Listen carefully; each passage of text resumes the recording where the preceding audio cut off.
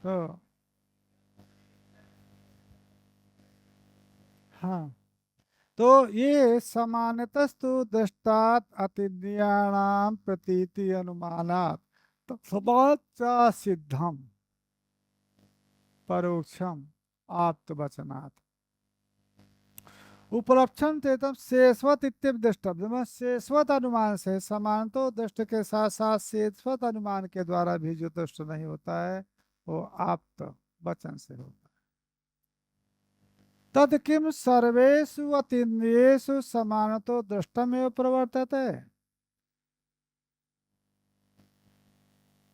आपको प्रथम दिन ही हमने बता दिया था अध्ययन का नियम आख्यातोपयोगे सूत्र को बता दिया था। दूसरा होता है नटस्य गाथाम शृणोति, नट की गाथा। तो की गाथा चाहे सो करके चाहे जाग करके चाहे लेट करके चाहे बतिया करके, और एक होती है भागवत कथा पौराणिकों की। तो वो तो बहुत अवसर रहता है वहाँ बैठ करके निंदा करने का स्तुति करने का, इसलिए उससे भिन्न जो है अध्ययन अध्यापन का होता है। जिस समय पर अध्ययन होता है उस समय पर आचार्य के वचन के अतिरिक्त कहीं पर मनो को अवधानता नहीं करना है। ठीक है ना। तो अब ये बात आ रही है कि क्या जितने भी अतीन्द्रिय पदार्थ हैं वो सभी अतीन्द्रिय पदार्थ का क्या समानतो दृष्ट या शेषवत जो अनुमान है क्या उन्हीं से ज्ञात होता है? क्या नहीं। तथा चा यत्र तन्नास्ति, जहां पर समानतो दृष्ट आदि अनुमान नहीं है, माने समानतो दृष्ट अनुमान से भी जिसका ज्ञान नहीं हो सकता है उसका आप्त वचन से। महदादि आरंभक क्रमे, महदादि का जो आरंभ है मूल प्रकृति से महतत्व और महतत्व से अहंकार, अहंकार से तन्मात्राएं, तन्मात्राएं से पंच महाभूत, ये उत्पत्ति होगी तो ये किस प्रमाण से ज्ञात होगा? प्रत्यक्ष नहीं होगी और अनुमान भी। तो ऐसे भी अतिन्द्रिय हैं जो अनुमान प्रमाण से गतार्थ नहीं है। स्वर्ग, स्वर्ग किस अनुमान से ज्ञात होगा? तो स्वर्ग आदि, स्वर्ग में देवता रहते हैं सुना जा रहा है, इंद्र है कुबेर है। तो वो इंद्र कुबेर आदि का किस अनुमान के द्वारा ज्ञान कर सकेंगे? तो तेसाम भाव प्राप्त, तो उनका कैसे ज्ञान होगा? इसलिए तस्मादपि असिद्धम परोक्षम आप्त वचनात्। जो समानतो दृष्टानुमान से शेषवत अनुमान से जो नहीं सिद्ध है उनके लिए श्रुति वाक्य प्रमाण मानना पड़ेगा। इति तस्मादपि एतावता सिद्धे चकारे शेषवत इति समुच्चय।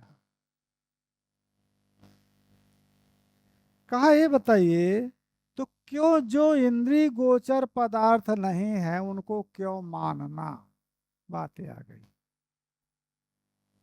जिनका प्रत्यक्ष नहीं है उनको अनुमान के द्वारा आप निश्चय कर रहे हैं, शब्द के द्वारा निश्चय कर रहे हैं। क्या हो सकता है जो नहीं है, नहीं प्रत्यक्ष है, नहीं है?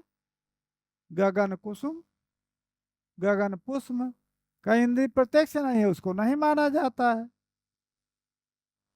और कुर्म रोम, कुर्म क्षीर भी अलीक पदार्थ है, कुर्म रोम भी है। तो कुर्म रोम का प्रत्यक्ष नहीं होता है तो अनुमान के द्वारा भी उसका ज्ञान नहीं होता है। नहीं है माने जो प्रत्यक्ष का विषय नहीं है उसको नहीं समझिए। जिस प्रकार से गगन पुष्प इंद्रिय सन्निकर्ष का विषय नहीं है तो नहीं है, उसमें अनुमान और क्या कहते हैं, आप्त वचन से क्यों उसको सिद्ध करना। जो कुर्म है, कुर्म का रोम नहीं है तो नहीं है, क्यों उसको क्या कहते हैं हनुमान आदि के। उसी प्रकार से सस विषाण प्रत्यक्षम अप्रवर्तमान, प्रत्यक्ष प्रवृत्त नहीं है। तत्तद अभाव गमयत, यतः जहां पर प्रत्यक्ष जिसमें प्रमाण नहीं है उसके अभाव का गमक होता है। यदि गगन पुष्प इंद्रिय सन्निकृष्ट नहीं है तो वो प्रत्यक्ष उसके अभाव को बोध करा रहा है।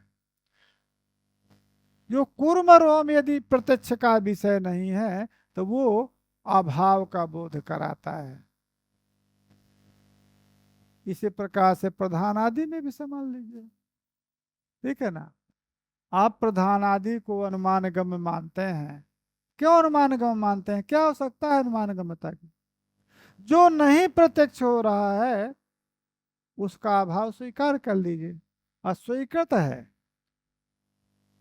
जो आकाश पुष्प है, कूर्म रोम है, उसका प्रत्यक्ष नहीं है तो उसका अभाव मानते हैं हम लोग। उसी प्रकार से जो प्रधान है माने मूल प्रकृति है, महदादि है, वो प्रत्यक्ष गम नहीं तो उनका अभाव क्यों नहीं स्वीकार कर रहे हैं। उसके लिए अनुमान मानते हैं, अनुमान से भी नहीं सिद्ध हुआ आप तो वचन मानते हैं, क्या हो सकता है। तदवघम एवं प्रधान आदि स्वपी, प्रधान आदि में भी इसी प्रकार से स्वीकार कर लीजिए। प्रधान आदि इंद्रिय सन्निकर्ष नहीं है, प्रत्यक्ष ज्ञान के विषय नहीं है तो उनका अभाव है मान लीजिए। तद कथम से शाम समानतो दृष्टादिभ्या सिद्धि, समानतो दृष्टानुमान से अथवा आप्त वचन से क्यों उनका निश्चय मानते हैं। कहा इसलिए मानते हैं कि वस्तुआं हैं कूर्म क्षीर जैसे, कूर्म रोम जैसे, गगन पुष्प जैसे, ये महदादि नहीं है। तो महदादि यदि नहीं है तो इनका प्रत्यक्ष क्यों नहीं होता है। तो प्रत्यक्षा भाव के हेतु बता रहे, अति दूरात, सामीप्यात, इंद्रिघातात, मनोअनवस्थानात, सौक्ष्म्यात, व्यवधानात, अभिभवात, समानाभिहाराच्य न प्रत्यक्ष। ये प्रत्यक्ष के बाधक सद वस्तु है, परंतु प्रत्यक्ष ज्ञान कब नहीं होता, अति दूरात, अत्यंत दूरवर्ती वस्तु का ज्ञान नहीं होता। तो ये नहीं है कि यदि उसका प्रत्यक्ष नहीं हुआ तो है नहीं, ठीक है। सुमेरु पर्वत है, दिखाई तो नहीं देता है, अति दूर होने के कारण। तो वह अत्यंत यदि दूर है तो वह अति दूरता जो है प्रत्यक्ष का बाधक है, और अति सामीप्यता भी प्रत्यक्ष का बाधक है। जो नेत्र सन्निकट नेत्रवर्ती जो कज्ज्वल है उसका ज्ञान नहीं होता है, क्यों, अति सामीप्यता के कारण। और इंद्रिय घात के द्वारा भी किसी की आंख टूट फूट गई है, आंख में दोष आ गए तो उसको नहीं दिखाई देगा। स्पर्श इंद्रिय में दोष आ गया है तो स्पर्श नहीं प्रतीत होगा। तो इंद्रिय घात तीसरा है। अब मनोअनवस्थान, देखिए जब ज्ञान जब होता है तो इंद्रिय का विषय के साथ सन्निकर्ष होता है, प्रथम संबंध होता है, और उस इंद्रिय के साथ जो परमाणु रूप मन है उसका संबंध होता है। अब परमाणु रूप जो मन है उसका जब आत्मा के साथ संबंध होता है तब जो है ज्ञान की उत्पत्ति होती है। इसलिए वस्तु इंद्रिय सन्निकृष्ट तो है परंतु मन की अवधानता नहीं है, तब भी ज्ञान नहीं होगा। मन अवधानता चाहिए, होता है अनेक बार आप बैठे हैं, किसी साधना में बैठे हैं, ऐसे देख रहे हैं, कुछ सोच रहे हैं, तो कोई व्यक्ति आपके सामने से निकल गया, तो इंद्रिय सन्निकर्ष हुआ है, उस वस्तु का इंद्रिय सन्निकर्ष हुआ है। परंतु कोई यदि संत पूछ रहा है कि अमुक संत जी इधर से निकले हैं, तो आप क्या कहते हैं? मैंने ध्यान नहीं दिया, मैंने देखा नहीं, ये नहीं कह रहे हैं, क्योंकि आप तो आंख देख रहे हैं और सामने से निकला है, तो मनो अनवस्था के कारण भी प्रत्यक्ष नहीं होता, ये नहीं है। और अत्यंत सूक्ष्म के कारण भी, अत्यंत सूक्ष्म वस्तु जो है उसका प्रत्यक्ष नहीं होता। जैसे परमाणु का प्रत्यक्ष नहीं होता, अति सूक्ष्म। द्रोणों का भी प्रत्यक्ष नहीं होता है, अत्यंत सूक्ष्म। त्रिशेणु का ही प्रत्यक्ष होता है, और व्यवधान से भी प्रत्यक्ष नहीं होता है। अब यदि आप इस खिड़की को खोल दें, तो जितनी दूर तक हमारी नजर जाएगी वहां तक हमको दिखाई देगा, परंतु इस भित्तिका के बाहर नहीं दिखाई देगा। क्यों? व्यवधान आ। इंद्रिय और विषय के मध्य में यदि कोई वस्तु का व्यवधान है तब भी ज्ञान नहीं होता है। दूसरा बात, आविर्भाव हो जाने के कारण भी ज्ञान नहीं होता है। आविर्भाव हो जाने के कारण क्यों ज्ञान नहीं होता है? तो देखिए, आपको दृष्टांत बताते हैं। ये जो सायंकालीन आपको चंद्र दर्शन होता है, सुबह कब? शुक्ल पक्ष में, सायंकालीन अष्टमी को, शुक्ल पक्ष की अष्टमी को आपको ज्यों ही सूर्य का डूब जाएगा तो आपको दर्शन होता है चंद्र का। दिन में क्यों दर्शन नहीं होता है? आविर्भाव। सूर्य के प्रकाश से चंद्र का प्रकाश अभिभूत हो जाता है, अभिभूत हो जाने के कारण उसका ज्ञान नहीं होता है। दूसरी बात, समानाभिहार से भी ज्ञान नहीं होता है। समानाभिहार, आप एक साथ 10-5 लोग किसी पंक्ति का उच्चारण करते हैं, वेद का उच्चारण करते हैं, मंत्र का उच्चारण करते हैं, तो सभी लोग करते हैं कि नहीं करते? परंतु ये आपका उच्चारण है, आपका शब्द है, ज्ञान होता है? नहीं होता है। वो आपका शब्द उसमें है, उसका प्रत्यक्ष हो रहा है, परंतु ज्ञान क्यों नहीं होता है? समानाभिहार।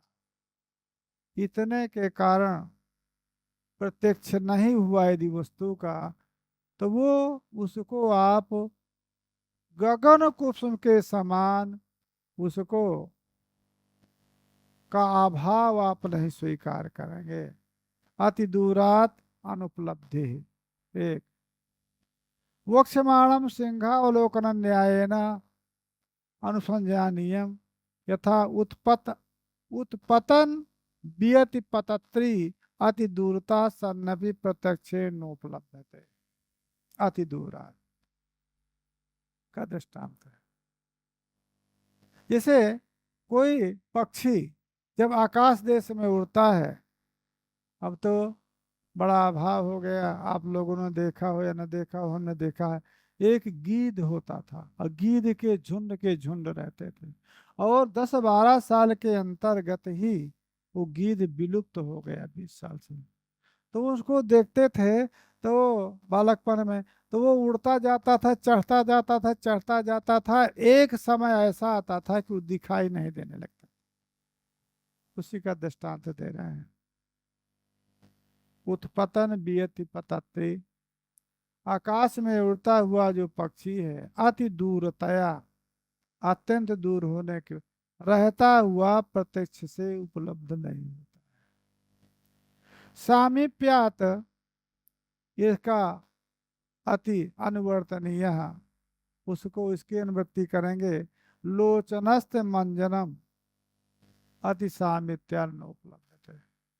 इंद्रिय घातात, जो अंध बधिरत्वादि इंद्रिय घात हैं, ये बधिर हो गया तो चाहे जितना तेज मैक से बोलिए, चाहे कुछ भी शब्द श्रवण नहीं होता है। मनोस्थान यथा कामाद्युपहत मनहा स्फीताल। अब किसी को कोई कामादि रागादि से मन उद्विग्न हो गया है, तो सामने बैठे हुए व्यक्ति को नहीं देख पाता है। इति न पश्यति सौष्म्यात् यथा इंद्रिय सन्निकृष्ट परमाणुवादि। सूक्ष्मता के गाण अपि न पश्यति व्यवधानात्। व्यवधान से समझ लो, व्यवधान का उदाहरण कुड्यादि व्यवहितम राजदारादिकम न पश्यति। राजदाराएं जो राजमाताएं हैं, राज स्त्रियां हैं, वो कुड्यादि जो वो है उनका आवरण है, उसके जो पर्दे वाली स्त्रियां होती हैं, वो यदि कहीं बाहर जाएंगे तो पर्दा रहेगा, कोई दर्शन नहीं होता। अभिभव, अभिभव जिस प्रकार से यथा आहनि माने दिवसी, सौरी सौरी भी आविर्भूत, सौरी भी आविर्भूत अभिभूतम ग्रह नक्षत्र मंडल न पश्यति। जो सौर्य तेज है, सौर आविर्भाव से अभिभूत हो गए हैं, नक्षत्र आदि नहीं दिखाई देते। रात में जो नक्षत्र दिखाई देते हैं तो ये मत समझिए कि दिन में रहते नहीं। सनाय यथा तोय तोयद युक्त अनुद्वित बिंदून जलाशयो न पश्यति। तोयद तोयद अभिमुक्त अनुबिंदून जलाशयो न पश्यति। यहाँ पर जो समानाभिहार है, उसमें जल में, दूध में जल रहने के बाद भी जल का अलग से ज्ञान नहीं होता है। अभिभूत होने माने समानाभिहार के कारण। समानाभिहार का जो प्रथम दृष्टांत है वो भी है। और जो चकार है वो चकार अनुक्त के समुच्चय के लिए है। तेन अनुभूयोपि संग्रहिता, जो अनुभूत है उसका भी संग्रह है, जिसका उद्भव नहीं हुआ है। अनुद्भूत पदार्थ जो महदादि हैं, उनका अभाव आप नहीं कह सकते हैं, वो अत्यंत सूक्ष्म और अनुभूत होने का ज्ञात ही। तथा क्षीरादि अवस्थायाम दध्यादि अनुद्भवा न पश्यति। दूध अवस्था में जो दधी रहता है कि नहीं रहता, या घृत है कि नहीं है दूध में, तो क्यों नहीं दिखाई देता है? वो अनुद्भूत है। घृत में दूध में घृत रहने पर भी अनुभूत अवस्था में ज्ञात नहीं होता। उसी प्रकार से जो मूल प्रकृति है महदादि, इनका उद्भव न होने के कारण, अनुभूत होने का ज्ञान नहीं होता है। आप इनको गगन पुष्प के समान, प्रत्यक्ष के या विषय होने का गगन कुसुम के समान इनका अभाव मत स्वीकार कर लिएगा। ये तदुक्तम भवति न प्रत्यक्ष निवृत्ति मातात वस्तु भाव भवति। ये निश्चित हुआ कि यदि प्रत्यक्ष का विषय नहीं है जो वस्तु, वो वस्तु का अभाव समझ लिया जाए, ऐसा आप नहीं कह सकते हैं, क्योंकि अति प्रसंगता होगी। तथा ही ग्रहात यदि प्रत्यक्ष की निवृत्ति हो गई, अप्रत्यक्ष निवृत्ति मात्र से यदि अभाव आप मानने लगेंगे, तो गृहात विनिर्गतः गृह जन पदम अपश्यन तदभाव विनिश्चित। लोग चले आए हैं बनारस से, दिखाई तो देते नहीं किसी को, तो हमारी क्रिया साध्य कर लें लोग।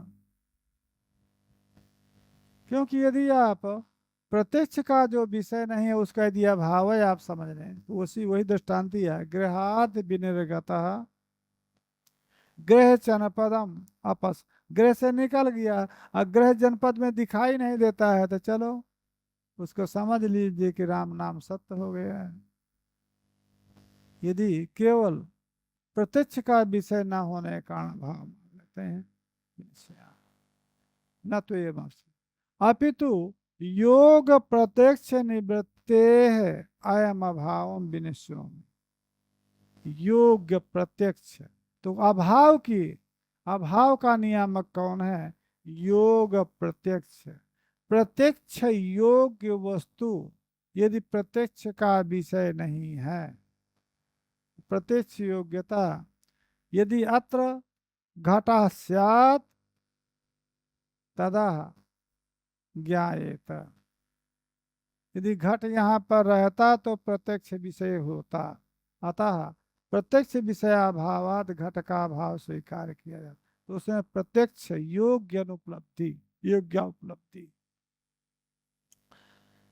अतः न च प्रधान पुरुषादि नाम अस्ति, प्रधान पुरुषादियों में प्रत्यक्ष योग्यता नहीं है।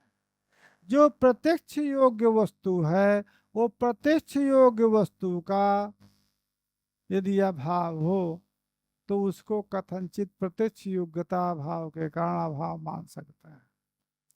इति तन निवृत्ति मात्रा तद अभाव, उसकी निवृत्ति मात्र से, प्रत्यक्ष निवृत्ति मात्र से अभाव उसी का स्वीकार किया जा सकता है जो प्रत्यक्ष योग्य वस्तु हो। परंतु जो प्रत्यक्ष योग्य वस्तु नहीं है उसका नहीं स्वीकार किया जा सकता है। कथमत पुनः एतेषु कारणम प्रधानादीनाम प्रधानीनाम अनुपलब्धौ इत्यतः। तो ये प्रधानादि की उपलब्धि माने प्रत्यक्ष क्यों नहीं हो रहा है? कौन सा कारण है प्रधानादि का कि उपलब्ध नहीं? उपलब्ध माने प्रत्यक्ष, उपलब्धि का अर्थ ज्ञान भी होता है, परंतु उपलब्धि का अर्थ यहाँ प्रत्यक्ष क्यों नहीं उपलब्ध हो रहे हैं यदि है? तब लिख रहे हैं सौक्ष्म्यात् तदनुपलब्धि। प्रधान महदादि की अनुपलब्धि कैसे है? सौक्ष्म्यात् अनुपलब्धि न अभावात्। यथा गगन कुसुमादीनाम अभावाद अनुपलब्धिरस्ति ते न सन्ति, गगन कुसुमादयः कूर्म रोमादयः न सन्ति अतः तेषाम् अनुपलब्धि, तथा अनुपलब्धि प्रधानादीनाम नास्ति अपितु सौक्ष्म्यात् नोपलब्धते ना भाव। तो कहा कि जब सूक्ष्म से अनुपलब्धि सूक्ष्मता के कारण होती है, अभाव से, तो अनुमान से कैसे उनकी सत्ता स्वीकार करें? कार्यतः तद उपलब्ध है। उस प्रधान आदि का जो कार्य है उस कार्य ज्ञान से उनका अनुमान किया जा सकता है। महदादि तच्च कार्यम, तो क्रम से कार्य है। मूल प्रकृति का कार्य महत्त्व है, महत्त्व का कार्य अहंकार तत्व है, अहंकार का कार्य ज्ञानेन्द्रियां हैं और पंच तन मात्राएं हैं। पंच तन मात्राओं का कार्य जो है पंच महाभूत, तो पंच महाभूतों के ज्ञान से पंच तन मात्राओं का ज्ञान हो जाए। और जब पंच तन मात्राओं का ज्ञान हुआ तो पंच तन मात्राएं भी कार्य हैं। तो यदि कार्य है तो किसी न किसी से कारण से उत्पन्न होगी, तो अहंकार तत्व का ज्ञान। अहंकार तत्व भी कार्य है, तो अहंकार के ज्ञान से महातत्व का ज्ञान हो जाएगा। महातत्व भी तो कार्य है, तो उस कार्य होने के कारण उस महातत्व से प्रधान जो है मूल प्रकृति का ज्ञान होगा। अतः सूक्ष्मता के कारण ज्ञान नहीं होता है और कार्य से उनके उपलब्धि होती है। तच्च कार्यम प्रकृति स्वरूपम विरूपम च, वो कार्य प्रकृति स्वरूप भी है, विरूप भी है। माने जो कार्य होता है तो प्रकृति के समान भी है, प्रकृति से विजाती भी है। प्रकृति त्रिगुणात्मक है तो त्रिगुणात्मकता सामान्यता है। और प्रकृति सूक्ष्म है और वो स्थूल है, विकारता है। सूक्ष्म आप तथा भावात् सप्तम रसवदेव तेषाम उपलब्धि कस्मान न भवति। कितने रस हैं? 6 रस हैं। सातवां रस क्यों नहीं मानते हैं? तो सातवां रस है ही नहीं। उसी प्रकार से प्रधान आदि को हम क्यों माने? सातवें रस के समान इसको नहीं प्रत्यक्ष होते हैं, सातवें रस का प्रत्यक्ष नहीं होता है तो हम उसको नहीं मानते हैं। तो कह रहे हैं कस्मान्ना इतः ना अभावात, अभाव से के कारण वो नहीं है इसलिए प्रत्यक्ष नहीं होता है, ऐसी बात नहीं है। क्योंकि कार्य के द्वारा उसकी उपलब्धि होती है। तत् प्रधानम परामर्शित पुरुषोपलब्धौ तो प्रमाणमुचित संघात परार्थत्वात्, ये कारिका में आगे चल करके हम निरूपण करेंगे। दृढ़तर प्रमाणावधारिते ही प्रत्यक्षम अप्रवर्तमानम अयोग्यत्वा न प्रवर्तते इति कल्पते। इस प्रकार से जो दृढ़ प्रमाण है, दृढ़ प्रमाणों के द्वारा जब अवधारण हो गया है जिसका, तो प्रत्यक्षम अप्रवर्तमानम, प्रत्यक्ष की प्रवृत्ति नहीं हुई परंतु अभाव का बोध है, अयोग्यत्व। सप्तमस्तु रसो, जो सातवां रस है जो आप दृष्टांत दें, तो सातवां रस न प्रमाणेन अवधारिता। सातवां रस यदि अनुमान आदि प्रमाण के द्वारा अवधारित हो जाता तो सातवें रस का भी प्रत्यक्ष न होने पर भी उसकी सत्ता स्वीकार कर ली जाती। तो अन्य प्रमाणों के द्वारा जिसकी सत्ता स्वीकार कर ली गई है प्रधान आदि की, वो सत प्रमाणांतर से अवधारण जिसका हो गया है, तो प्रत्यक्ष मात्र का विषय होने के कारण उसका भाव स्वीकार नहीं किया जा सकता। और सप्तम जो रस आप दृष्टांत में दे रहे हैं, तो वो किसी भी अनुमान आदि प्रमाण के द्वारा उसका अवधारण नहीं हुआ है। न तद प्रत्यक्ष से अयोग्यता, इसलिए प्रत्यक्ष अयोग्यता उसमें नहीं है। शक्या अवसाद, तो प्रत्यक्ष अयोग्यता, प्रत्यक्ष अयोग्यता से अभाव का बोध कहाँ पर? प्रत्यक्ष अयोग्यता प्रधान आदि में है, इसलिए उसका प्रत्यक्ष नहीं होता है। परंतु जो वस्तु है ही नहीं, अन्य प्रमाण से वेद्य नहीं है, उसमें प्रत्यक्ष योग्यता न होने के कारण उसका अभाव ही दूषित होता है। कार्यात् किम पुनस्तत् कार्यम यतः प्रधानम अनुमानम, प्रधान का अनुमान होता है, अनुमिति का विषय प्रधान है। प्रधान वही मूल प्रकृति। तो अब कार्य के द्वारा कारण का अनुमान करना है, तो कौन सा वो कार्य है जिस कार्य के द्वारा प्रधान रूप जो मूल प्रकृति है उसका अनुमान करेंगे। किन पुनस्तत् कार्यम यतः यस्मात् कार्यात् प्रधानम अनुमानम, प्रधान विषय का अनुमान होता है। तथा महदादि तच्च कार्यम, महदादि उसके कार्य हैं, उस महदादि कार्य के द्वारा जो प्रधान भूत कारण है प्रकृति है उसका अनुमान होता है। एतच यथा गमकम तथोपरिष्टाद कहा, ये कहा हमको अभी कहना है ना, इसलिए यहीं पर सब कुछ बातें मत हमसे कहलवा लीजिए। इसका गमक हो जाएगा ना आगे चल करके। महदादि कैसे उत्पन्न हुए हैं? प्रकृति से ज्ञापक हुए। ये तच यथा गमक, गमकम तथा उपरिष्टाद उपादेश्यते, महदादि जो कार्य हैं वो कैसे गमक हो गए हैं, बोधक हो गए हैं प्रधान आदि का, आगे चल करके उनको उपादान कर। तस्य च कार्यस्य विवेक ज्ञानोपयोगी नि सारूप्य वैरूप्य आह।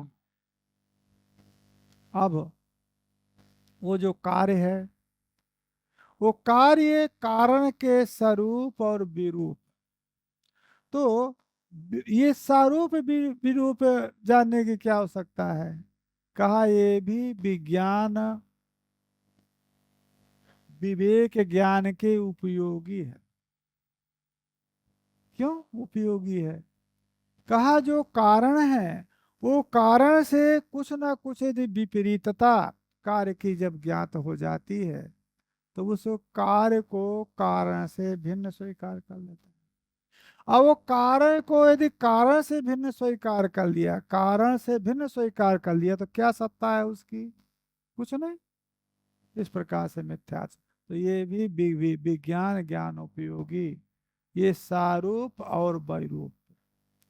कार्य कारण का सारूप्य, अकार्य कारण का वैरूप्य, ये दोनों विवेक ज्ञान के उपयोगी हैं।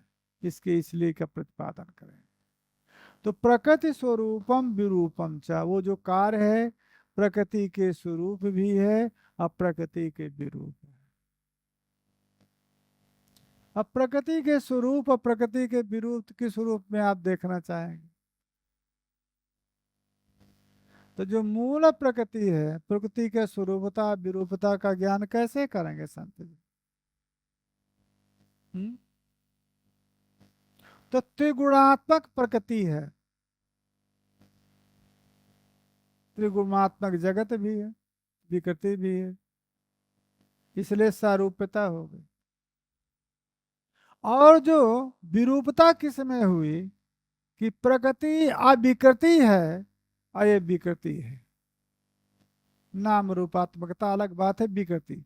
तो प्रकृति से कार्य की सारूप्यता क्यों है? त्रिगुणात्मक, त्रिगुणात्मक मूल प्रकृति है, त्रिगुणात्मक जो है कार्य। वैरूपता क्या हो गई? वो अविकृति है, ये विकृति है। चलिए, तो प्रकृति स्वरूपम विरूपम चाहते तो परिष्टाद विभाजनीय। आगे चलकर विभाग इसका भी हमको करना है। कार्यादि कारण मात्रम गम्यते, कार्य से कारण मात्र का ज्ञान होता है। संत चात्रवादी नाम विप्रत्पत्तय, इसमें बहुत विवाद है वादियों का। वादियों का ये विवाद है, वो कहते हैं कि कार्य से केवल कारण, इसका केवल इतने का ज्ञान होता है। जो कार्य हैं, तो वो कार्य हैं तो कारण कोई है तो कारण मात्र का ज्ञान होता है। ये कहाँ से ज्ञान हो गया कि महदादि कार्य हैं और वो मूल प्रकृति कारण है? ये कहाँ से ज्ञान हो जाएगा? विवाद है। क्योंकि भिन्न भिन्न विप्रत्पत्ति, विप्रत्पत्ति माने विरोध, विरुद्ध ज्ञान है। नैयायिक और वैशेषिक ये द्रोणुकादि कार्य को देख करके परमाणु का अनुमान कर रहा है, मूल प्रकृति को तो नहीं मानता है। तो कार्य जो है, ये कार्य से कारण का अनुमान करता है, तो प्रधान को कहेगा। वेदांत दर्शन कारण से कार्य का अनुमान करता है, तो आत्मा को कहेगा, क्योंकि श्रुति कहती है तस्माद् वायु तस्माद् आत्मनः आकाशः सम्भूतः। तो विवाद है। तो आप ये कैसे कह सकते हैं कि कार्य ज्ञान से प्रधान का ही अनुमान होता है? कार्य ज्ञान तो कार्य सामान्य का ज्ञापक है। कार्यात कारण मात्रम, कोई कारण जरूर है तभी ये इतना केवल ज्ञान होता है। यहाँ पर वादियों के विप्रतिपत्ति है, विरोध है। तथा के चिताहु, कुछ लोग कहते हैं कार्य उत्पन्न हुआ। किससे कार्य उत्पन्न हुआ? असतः सत जायते, असत से सत की उत्पत्ति होती है। ये भी आपके दर्शन ही है। शून्यवादी, शून्य से जगत की उत्पत्ति होती है। और यही नहीं, श्रुति कहती है, श्रुति का भी अंश है। सदैव सोमिदम अग्रे आसीत एकमेवा द्वितीयम असदित्याहो, असदः सज्जायते, श्रुति भी है। तो सृष्टि के पूर्व काल में असत, असत की व्याख्या विरोध होगा। एक तो सृष्टि के पूर्व में सद अद्वितीय एक अंश है, दूसरा श्रुति कह रही है कि असत था, तो सद था कि असत था, दोनों श्रुतियां कह रही हैं। भगवत पाद शंकराचार्य उसकी व्याख्या कर रहे हैं। असद आसीद नाम रूपात्मना अव्याकृतम आसीद। असत शब्द का अर्थ वहां पर नाम रूपात्मक व्याकृति का भाव है, परंतु विप्रतिपत्ति तो हो गई। कोई कह रहा है कि सृष्टि के पूर्व में असत था, कोई कह रहा है सत था। इति एक सतो विवर्तः कार्य जातम, ये विवर्तवादी जो वेदांती हैं, विवर्तवादी अद्वैत वेदांती, उनका विवर्तवाद। एक ही सत कारण है और उससे संपूर्ण कार्यजात विवर्त है। न वस्तु सत, वो वस्तुतः सत नहीं है। इसको थोड़ा समझ लीजिए, क्योंकि किसी भी सिद्धांत को समझाने के लिए यहाँ पर प्रवृत्त है। विवर्त किसको कहते हैं और परिणाम किसको कहते हैं? ठीक है, अभी कोई लिखने की आवश्यकता नहीं, हम जो लक्षण कहेंगे उनको जरूर लिख लीजिए। तो विवर्त भी कार्य है, विवर्त कार्य की संज्ञा है, और परिणाम भी कार्य है। ठीक है ना? विवर्त भी कार्य के, विवर्त कार्य को ही कहते हैं, और परिणाम भी कार्य को कहते हैं। जैसे एक दृष्टांत ले लीजिए,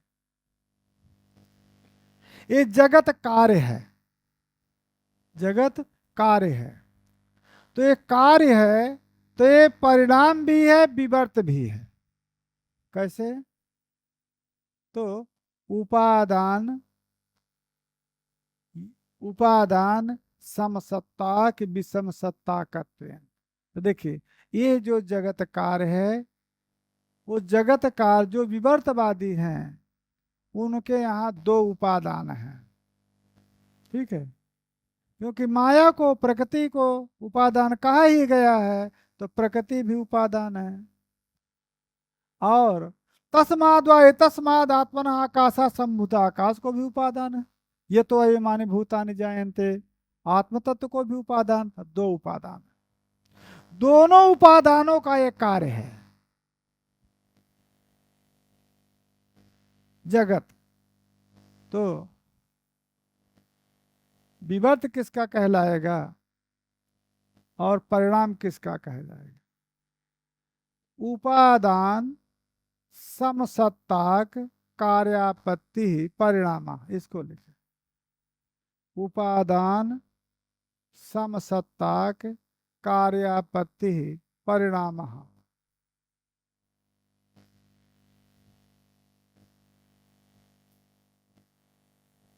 हो गया?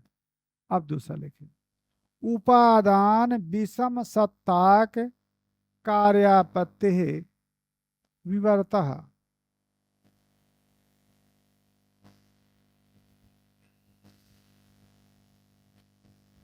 अब दोनों का संबंध निकाल लीजिए इसी जगत में।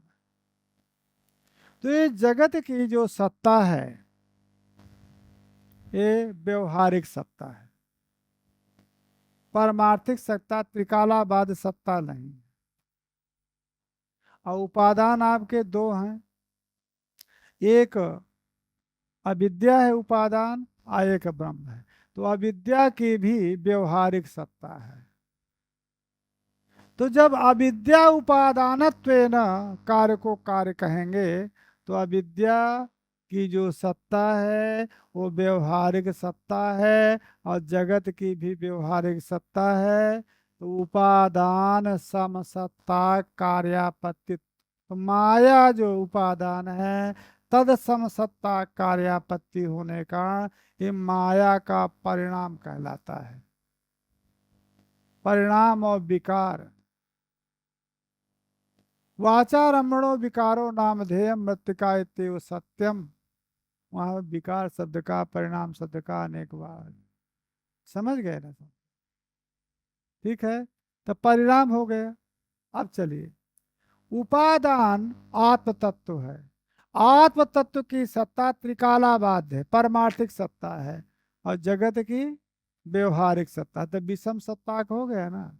उपादान ब्रह्म तत्व, तद विषम सत्ता के कार्य जो है जगत है, इसलिए उसका विवर्त है। चलिए, एक सतः विवर्त कार्य जातम, एक सत उपादान है उसका विवर्त है, और विवर्त बाद में जो कार्य है वो कार्य उपादान के समसत्ता का नहीं होता है, इसलिए मिथ्या होता है, आरोपित होता है। इति अपरे अन्य तो सतः असत जायते, ये भी कहते हैं। सत से असत की उत्पत्ति होती है, ये भी कहते हैं।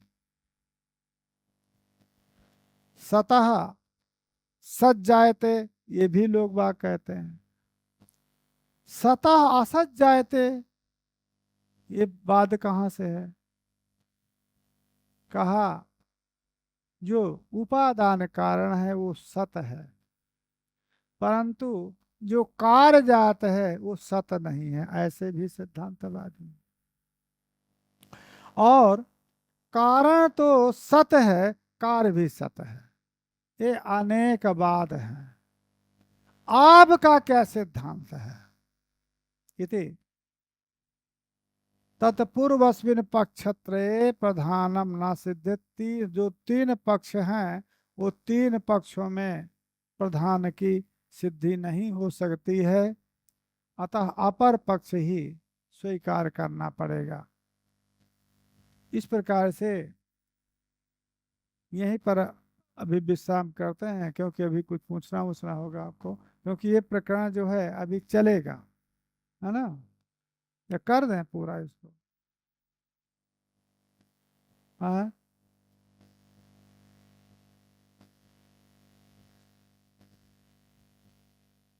क्या है प्रश्न?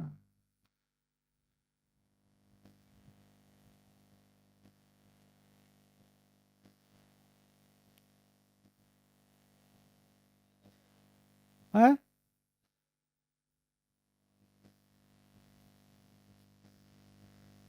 अच्छा, ये कारिका तक असत करना तनुपादाना तो वहां तक ले जाते हैं क्या?